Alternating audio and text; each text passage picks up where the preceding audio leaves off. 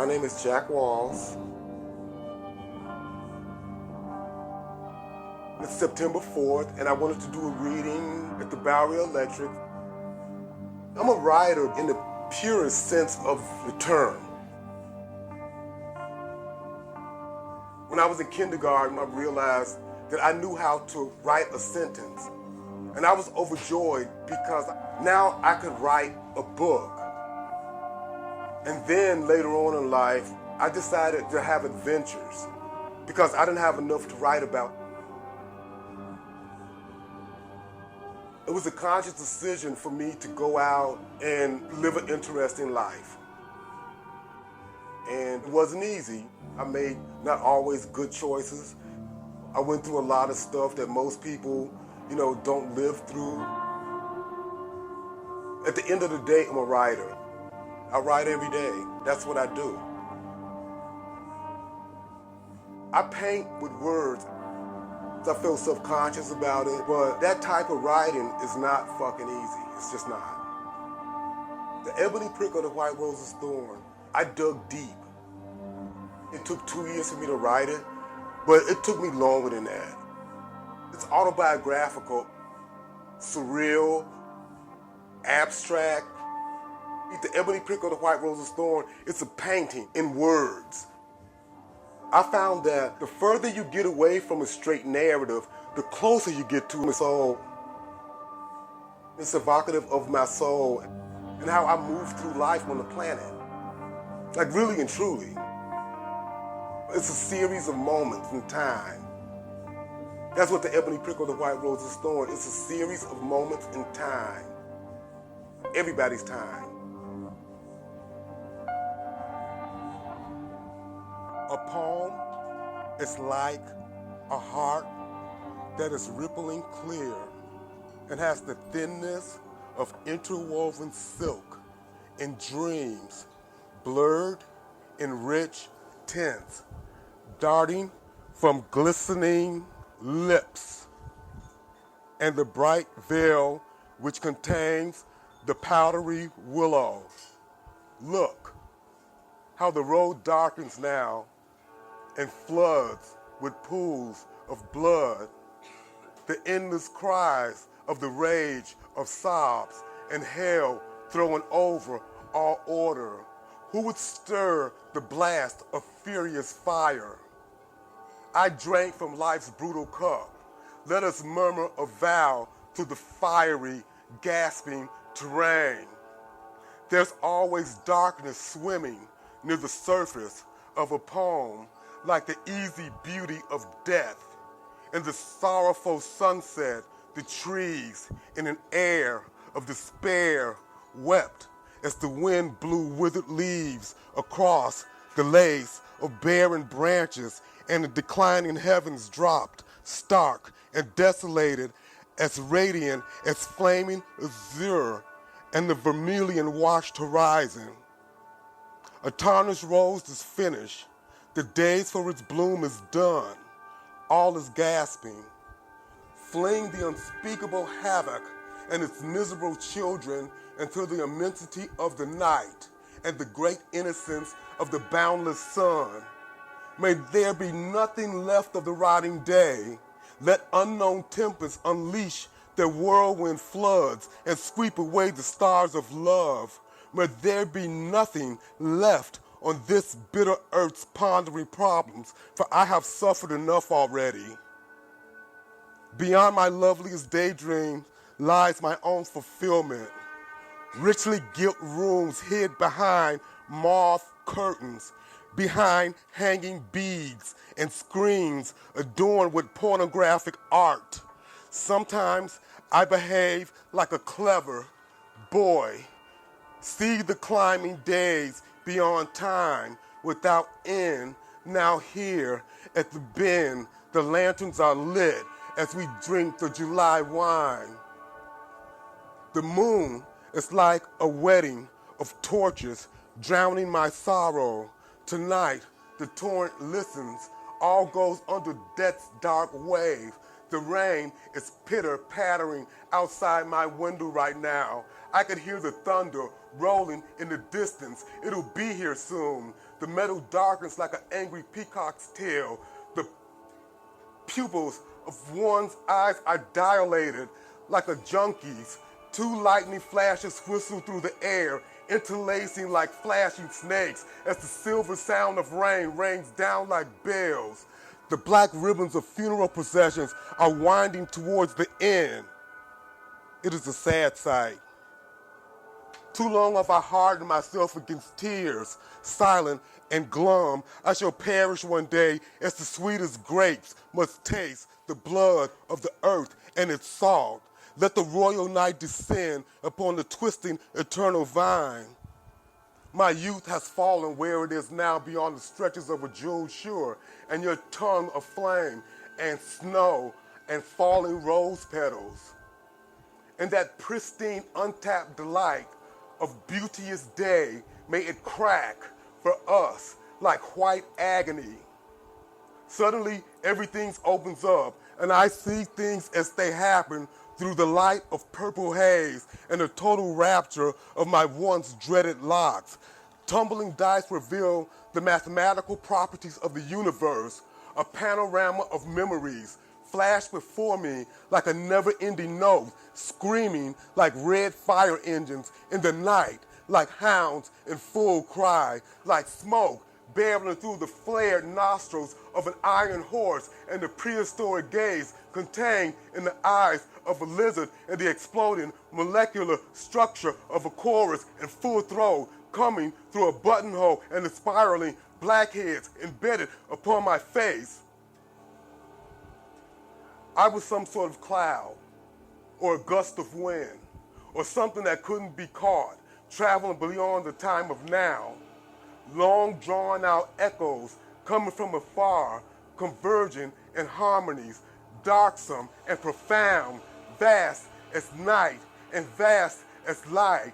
Colors, scents, sounds clash. The imagined skies mingled, solemn modes surging with the flushy vigor of collapsing skyscrapers like the World Trade Centers on 9/11. Into a nameless sea we shall sail. The slow spring rain soaks violet beds, trees branches. They make the arches, the torrid sun. There are white magnolias, steeped with deep sweetness. I am turning in the light, amidst the porous excrement of a sparrow, as a laughing boy holds out his palm to the pure beauty of a parasail held by the sun, glinting off black arms. Gaze with adore at the weeping birds. The wind swept clean all the clouds as a feather slowly rises. The night is long for even a yellow moon, hanging over fields of snow, touching ice as I fall asleep on a bed of stars. The starlight changes to snow from white to blue, and the wind cries, Mary, Mary, Mary, Mary Natolo. Just suppose that the charm, the snakes, the eye that was meant for the soul shot from a pistol or a sunstroke that brings on a delightful delirium, inducing savage visions, skies, the gray of crystal, strange designs, some oval, some bending, others are descending at oblique, perpendicular angles. These are figures are reoccurring in a channel. The water is wide as the arm of the sea, a white ray falling from high in the sky in cascades of lights and shadows. A bright white light flicker, then begin to slowly pulsate. It is above us in the shape of a magnificent careening halo, twirling like something out of control. With all your fingers spread, your hands are wide as whirlybirds. Your eyes have a remarkable depth. The air was thin, swaying flower birds made a plea as the rainbow through a web of a spider. The picture was worked on. They were tones of gold and brown, but everyone marveled at what they saw. The Virgin's child appeared as a calm island in a turbulent sea of rock and roll fans. In the background was a complicated arrangement of steps and intersecting curvatures. What he was laying was the groundwork for a masterpiece. He worked so long and hard on the picture that he soon lost interest in it. So he abandoned the canvas forever, or so he thought. Sweet music played as naked boys floated by, contemplating the beauty and tenderness of dissolving outlines, like Leonardo da Vinci's beautifully hand-labored backward script. Everyone thought it was a work of great warm-heartedness and magic, beautiful shadows in faded colors. The artist, ignoring the chorus of praise echoing around him, he turned his back and his attention to the repetitive movement and mute vibrations. I am sick of listening to fantastical prayers. I suffer from a strange disease. It's a rash upon my soul. The cross is a fetish made for obscure learnings. I was accosted by a bedraggled boy. The glance that touched me from his eyes made me fall to my knees. He came suddenly, then left. The loose wave of his gazing eyes was endless and remained with me long after he had departed. No matter how hard I tried, I couldn't shake the taste of his cum from my mouth. It stayed with me for days. The sadness of his flight haunted me like a gentle spirit. It rained that night. Oh, to dream with eyes wide open, the colors purple, vermilion, green, yellow, and dark blue all throbbed and boiled up like a single flash. Through it all was one vividly clear thing, a thing that horrified me, but at the same time it fascinated me. The undisguised expressions of meaningless nothing on the faces of valiant, unsung heroes and their bursting hearts are the things that I am poetically attracted to. Arrows cast their tranquil and graceful shadows upon the smoothness of skin. Objects gleam dully like the eyes of dead fishes waiting for the wind. I pour out my heart to you, what is left, into the blueness of the hour of urine and smoke as we pass into the illume of space. The light was dancing from the screen. It bounced off pale faces, white sheathed bodies bathed in the room in a radioactive glow like a twisting brushstroke. Own fancy when penetrated by the intimate powers manifested by eternal movement proceeding from the heart and the distant mirages of affinity where fairies appear amongst the gleams of mythical treasure, where purple fruits drop from the branches, poisonous flowers drop from the wings of birds, and the fire and the sound of 100,000 sinuous orchestras infused with the memory that leaps within. It is the light of day which fills my inner sight with illuminations of setting suns which traverse to transfigure his desire. For him, everything is bathed in the radiance of a luminous mist and the quivering reflection of light. Now all life starts from his inner radiance, whose splendor is what slowly reveals from the point of his greatest brilliance. The wind is discovered in a flying cloud. Here, there is nothing but black strokes crossing one another out on a glowing page, which is the vibe running through this whole fucking piece of work.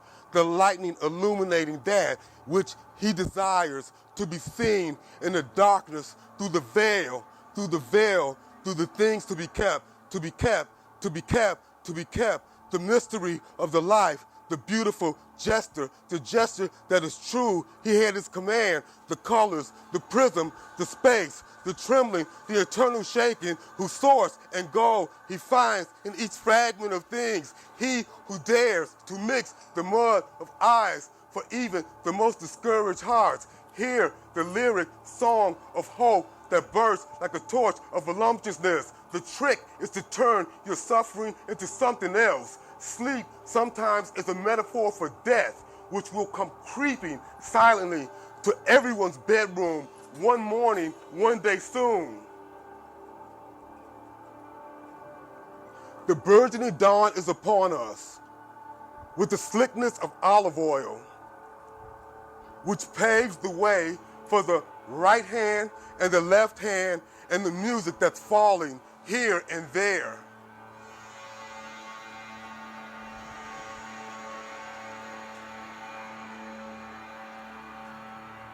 These are sounds needed into the tissue of things, into the youthful face flushed with blood and the merging hard-on.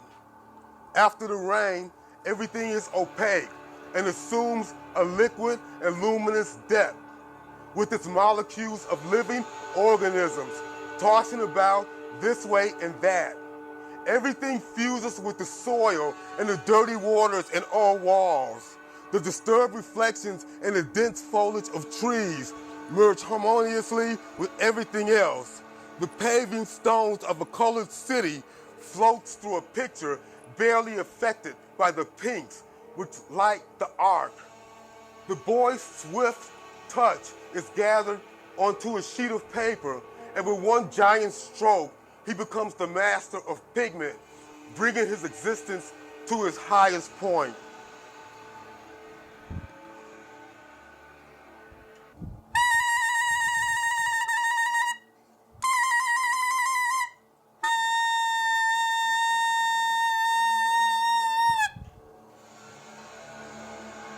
A poem tacked up on a crumbling wall in a hallway reveals nothing. It only serves to confound the senses and bombard the flesh with the hushed beauty of a peculiar past, redolent with the forlorn sweetness of roses growing in the snow.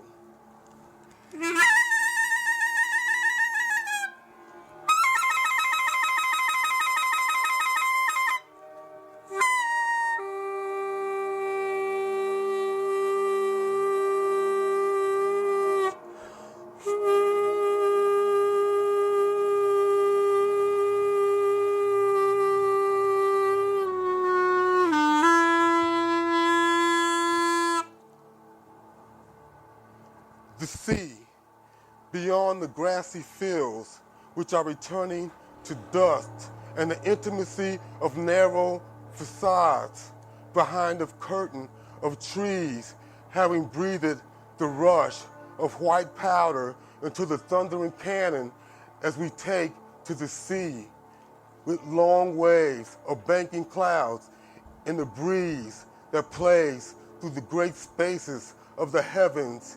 He who pisses in the still-drowned swamps finds again the eternal, monotonous landscape contained in the lightness of a blonde haze where flowers favor garish colors and the fearsome sword amongst works designed as grids made of inscrutable text, where the unifying form is the repeated image of a handheld transistor radio, which held our concentration to the finish line.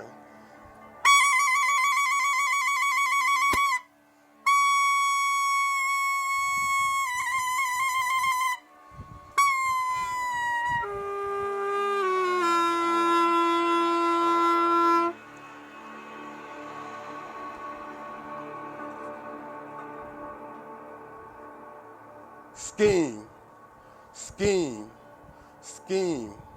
Life is a scheme, which is dangerous. It is a mix of sophistication and of savagery, and it has a fragrance. And through the slow, elaborate layering of pigment, the images are gradually imbued with a profound sense of calm. The clouds blocking the sun receive an ovation. Sometimes my skin is dry and cracked and resembles that of an alligator's. The flaming wind in my throat, lead blue eyes, a red poppy tucked behind an ear, the real life of my senses and flesh transcending my senses. I, who have a cock fit for a queen, it is the weeping willow weeping like tomcats wailing out back as I write amongst the rattling tops of garbage cans. I droop my shoulders in grief over the death of a tragic thief and the broken heart of a slut, lovely as a panther's kiss.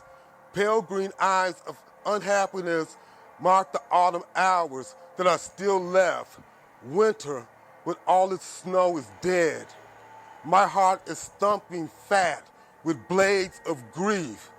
You are my forever nothing. You are my forever nothing. You are my forever nothing. Give way to the delight of running waters of sepia and the girls bathing therein as the hour winds to its final minutes, ticking and every night's torch ablaze. Dawn has drained the cock's shrill crow. Deeply sunk eyes, orbiting chords of nerves went forth, expressing the will to match the fire of death, which red the robe flooded with gold, spread forth with all the dull splendor of harmonies of dust that mount like a hymn in the silent joy, offering sacrifice to the divine spirit which expands, then moves before us towards mysterious symphonies and the spectral somber glow hidden beneath a habit, a nun's habit, a black habit, the black habit of a nun, velvet like a phantasm lit by some livid reflection sent from some nearby tomb, and hell caught in the eye of eternal bliss.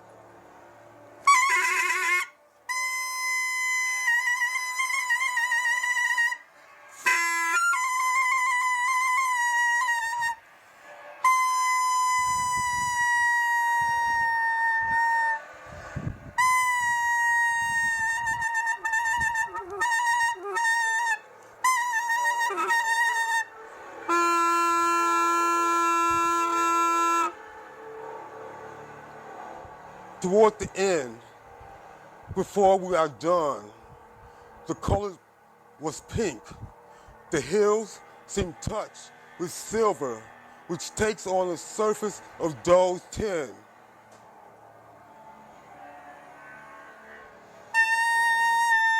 The key to knowledge. The key to knowledge. The key to knowledge. The key to knowledge. The key to knowledge is the divine gift of love. And I'm not bullshitting. The first breezes of summer diminish all the pangs of winter. Today, the air was splendid.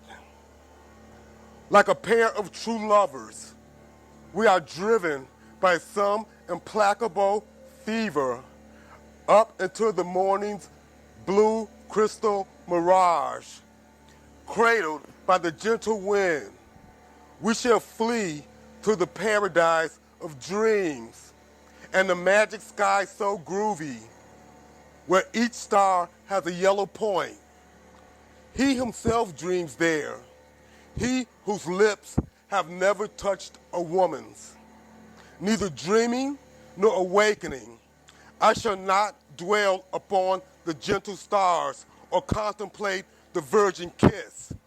The stars, it is certain, will one day meet, heralding the dying sun and the end of time, where the final ecstasy will be lovelier than the injection of snake's venom and the unknown tempest of the last debacle that fling unspeakable havoc into the enormity of the night.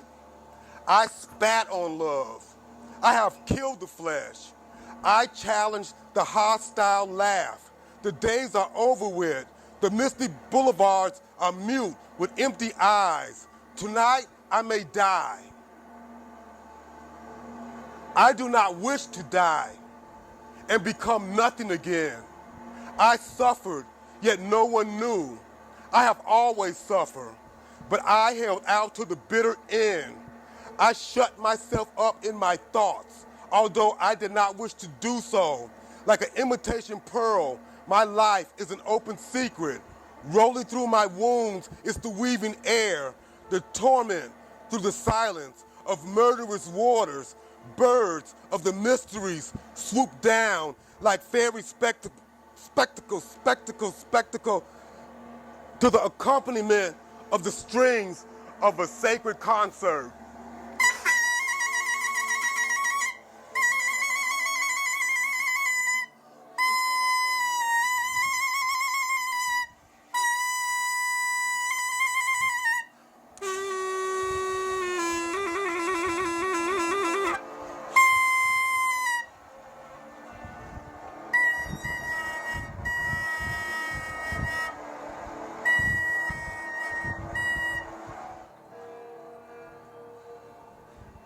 This is Damian Patrick Cleary.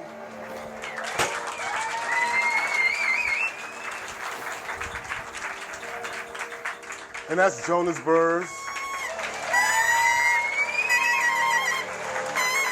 And I'm Jack Walls.